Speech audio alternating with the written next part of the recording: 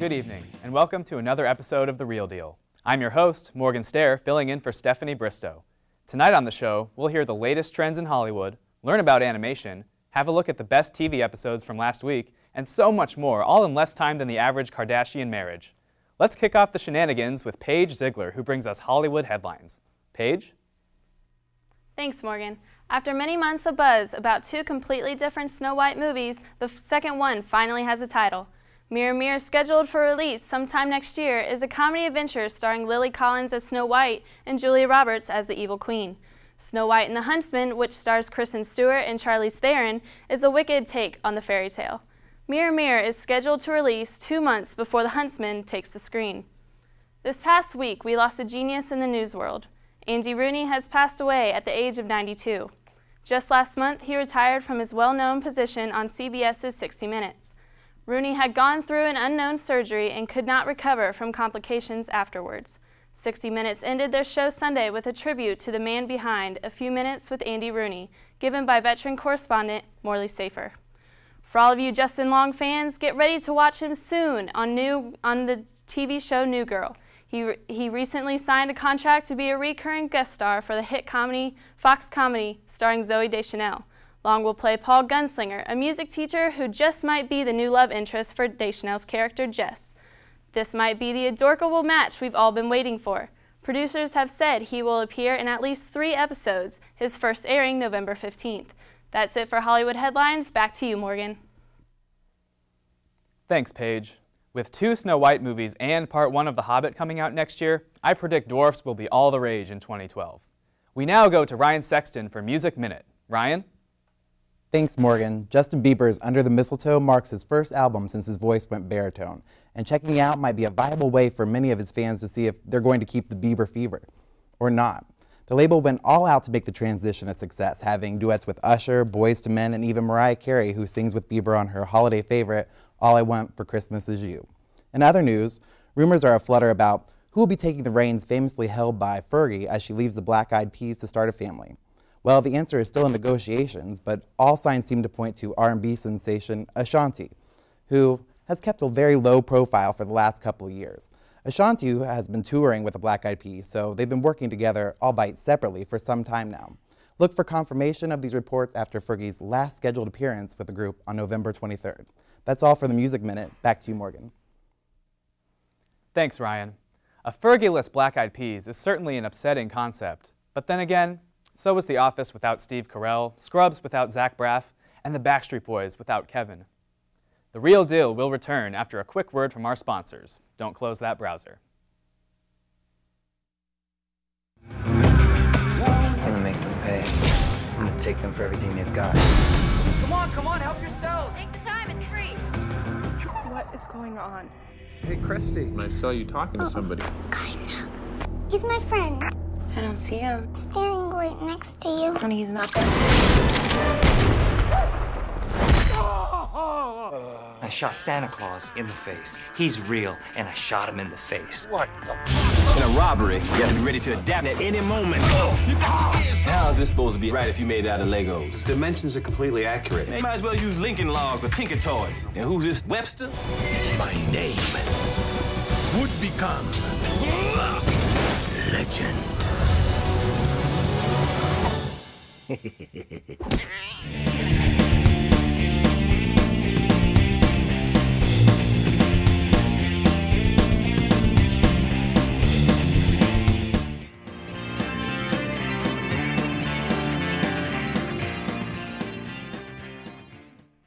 Welcome back to The Real Deal.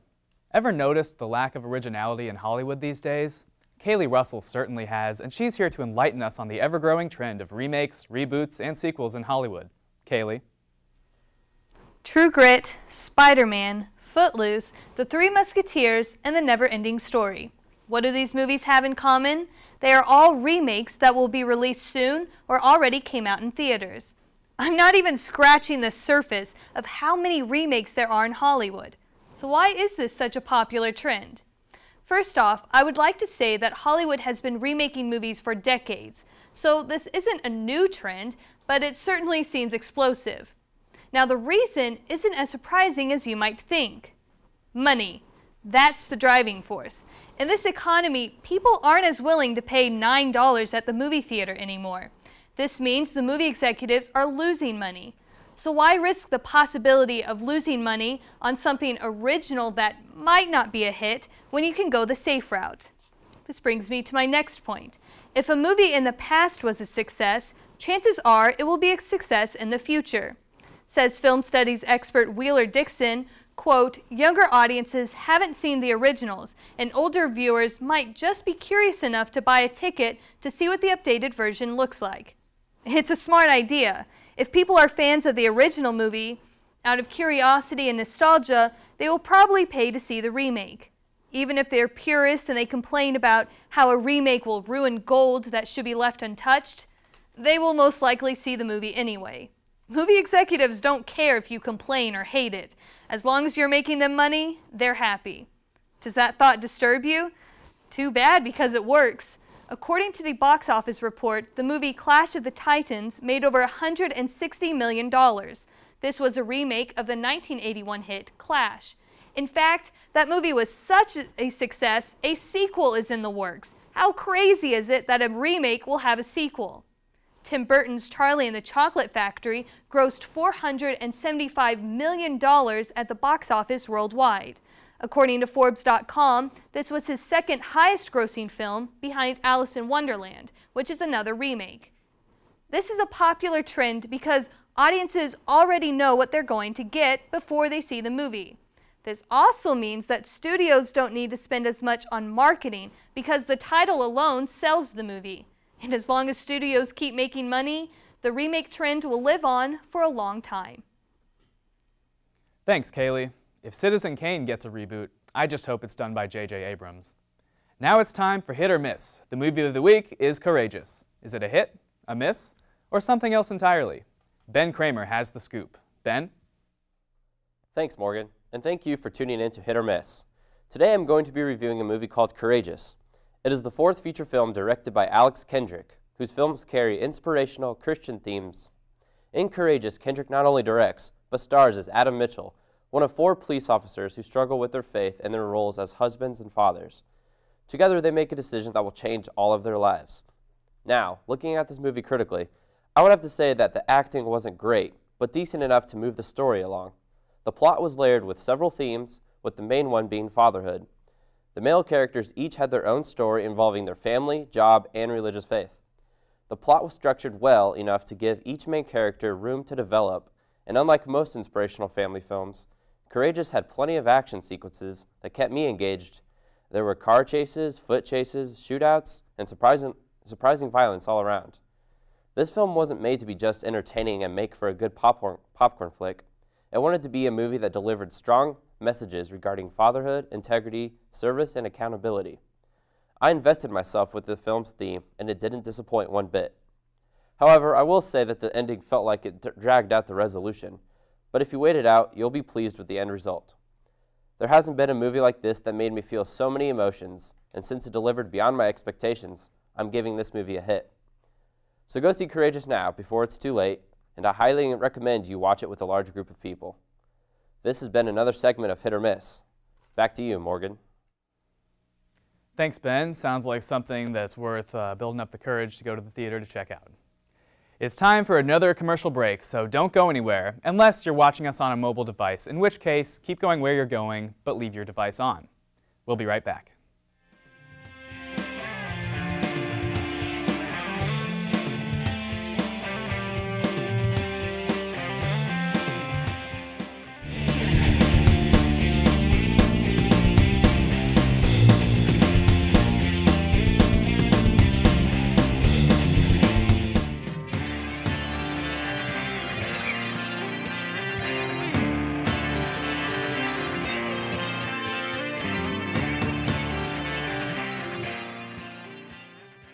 Welcome back. Get out your laptops, grab a seat in the back, and pull up Facebook chat because it's time for Film 101 with your professor, Ben Rocky. Take it away, Ben. Welcome to another edition of Film 101. I'm here to talk about animation. Animated films are a huge part of the cinema. Even though they may not come up as frequently, they always seem to become the biggest thing people want to go see. That's probably because people are amazed by them. But are they really that different from live-action films? Yeah! See, with live action, the editing process takes place after production when everything has been shot. With animation, editing must take place before production, when the actual animation will be done. This is because every single frame must be created from scratch. And if you spend any time on unneeded scenes, it will take forever. Let's think about traditional animation, like Disney. They need to plan out their film. So, after doing the voice recordings, they start pencil sketches for the animations. Then they add real lines, then color, then shading. Then, when all that's done, and that's all in addition to background painting, then they would take the animated characters and props and photograph them on top of those backgrounds. At least lighting wasn't needed, am I right, filmmakers? Yeah. Then there's 3D animation, a little different than 2D. Here, every character, every prop, and every setting must be modeled before any animation can be done. I'm talking sculpting them in the virtual world. In addition to the grueling animation process of making things move, every piece of matter must be given a texture as well. Then there's lighting of the scenes, and occasionally there's special effects. Finally, all this stuff must be rendered, every single frame. And depending on the scene, that could take a while. A frame of the big scene in Transformers where the drilling monster's taking down a building, one frame of that took 288 hours to render out. Finally, there's stop motion, like claymation or whatever Nightmare Before Christmas is. And after creating each character and set piece, that kind of animation goes something like this.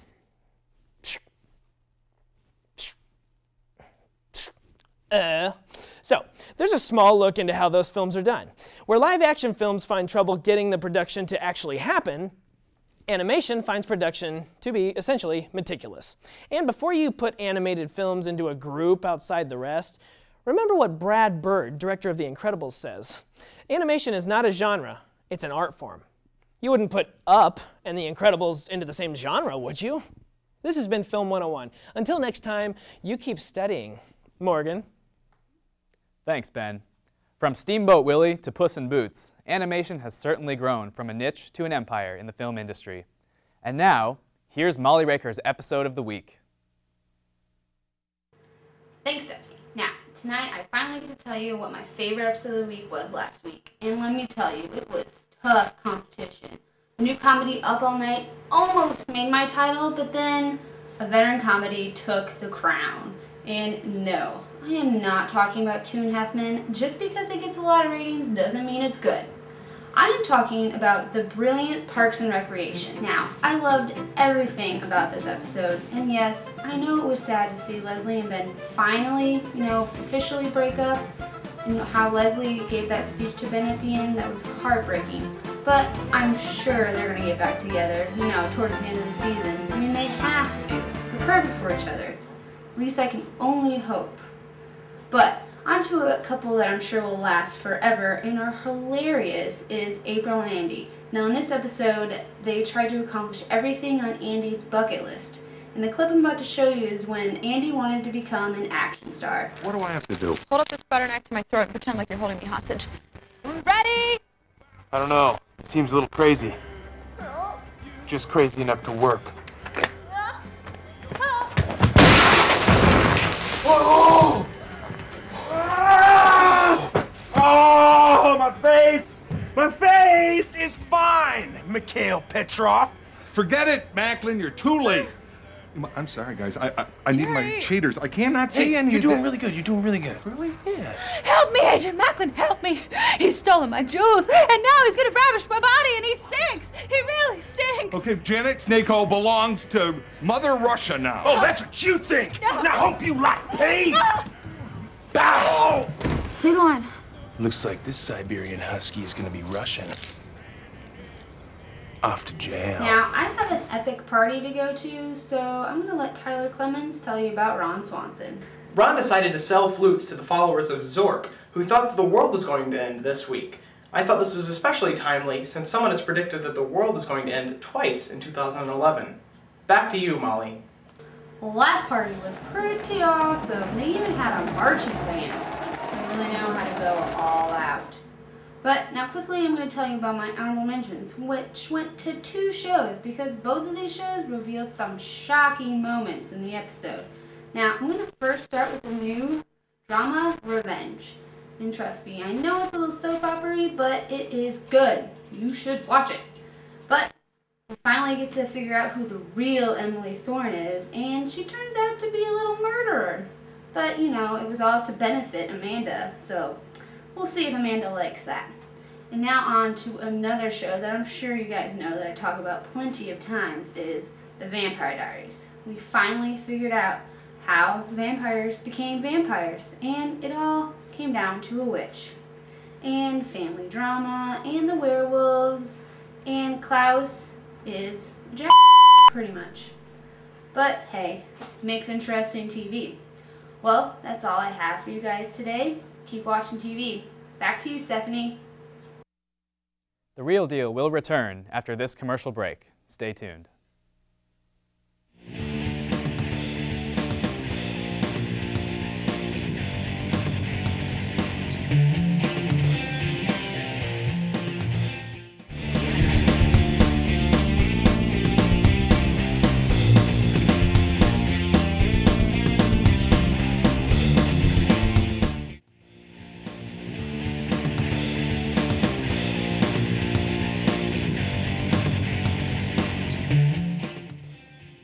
And we're back. Are you looking for a fun date movie, but you're tired of watching date movie? Denny Sullivan just might have the perfect suggestion for your dorm room DVD player. It's time for Best of Bracken. Denny? Before Jennifer's body was possessed, before Mean Girls was so totally fetch, before Michael Cera was an awkward teenager in every movie, and before Alicia Silverstone was clueless, there was Heathers, which is arguably the greatest and darkest teen comedy ever made. Released in 1989, the film stars Winona Ryder as 17-year-old Veronica Sawyer. She, along with her three best friends, rule the school's hierarchy through a system of fear, cruelty, and propaganda. Also, all three of her best friends just so happen to be named Heather. If this system sounds familiar to the mega hit Mean Girls, you wouldn't be mistaken. Have no fear, though, things are about to take a deadly turn. Veronica quickly grows tired of these antics and peer pressure, but does nothing about it until she befriends loner and new student JD. Portrayed by Christian Slater, he grabs Veronica's attention by pulling a fake gun on two school bullies, Kurt and Ram. Instead of saying clear, Veronica proves girls love a bad boy, and she has sex with JD after an apparently arousing game of croquet. The morning after is when things get interesting. It's the day after a party where Veronica got into an argument with the most popular, most malicious, and easily the leader of the posse, Heather Chandler.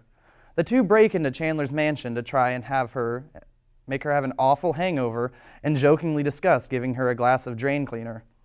Now everyone should know what's coming next. JD tricks Veronica into giving Chandler the drain cleaner, which is pretty bad for your health. So bad, in fact, that Chandler dies almost instantly in front of the pair. Who doesn't love a good post-coital murder? Veronica is understandably distressed, but JD convinces her it's in their best interest to pose this as a suicide, and Veronica, who conveniently knows how to write just like Chandler, forges a note.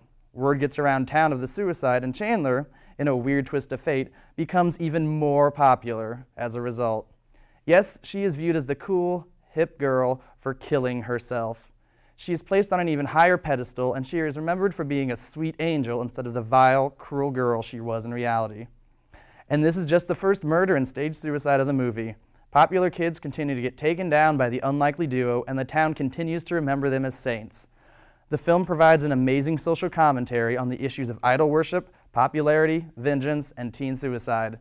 It paved the way for non-traditional teen flicks and has a whirlwind ending that soon won't be forgotten. Despite all of that, the most impressive aspect of the film is just that it is in existence at all. A film such as Heathers would never get made in today's fearful and politically correct society.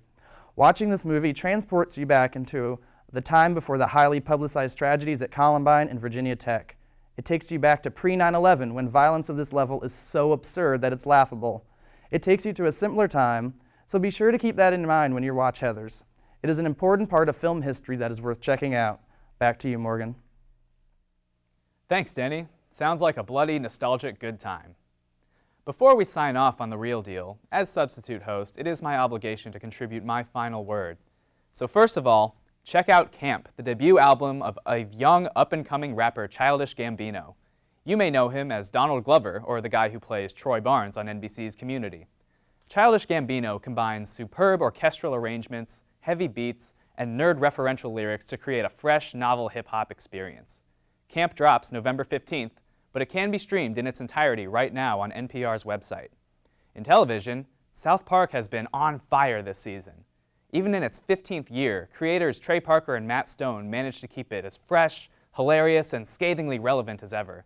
So far this season, the show has lampooned hot topics such as Mexican Border Patrol, the controversial Occupy Wall Street protests, and Adam Sandler's obnoxious new movie, Jack and Jill. Also, we've seen the return of infamous long-forgotten characters like Lemmy Winks, Clyde Frog, and Polly Prissy Pants. Whether the return of these classic characters is a sign of Trey and Matt running out of ideas, or if it's just them giving fans of the show a treat, is completely subjective. South Park's season finale is scheduled for November 16th, and the show is contracted for 2 more full seasons. That's all for tonight on The Real Deal. Be sure to check us out on Facebook and Twitter for the latest updates on all things entertainment. I'm Morgan Stair, and it's been an absolute pleasure hosting this program. Good night, and thanks for watching. This is Otto. Nice to meet you. Nice to meet you! He's homeless, right? Are you whispering with a bullhorn or something? Everybody hears you. On the 11th day of the 11th month of the 11th year, a gateway will open, and with it comes beings unlike mortal eyes of sin. Fight for honor! Fight for your children! Fight for your future! Fight for immortality! This generation learned the difference between villain and hero. Even great men can be corrupted.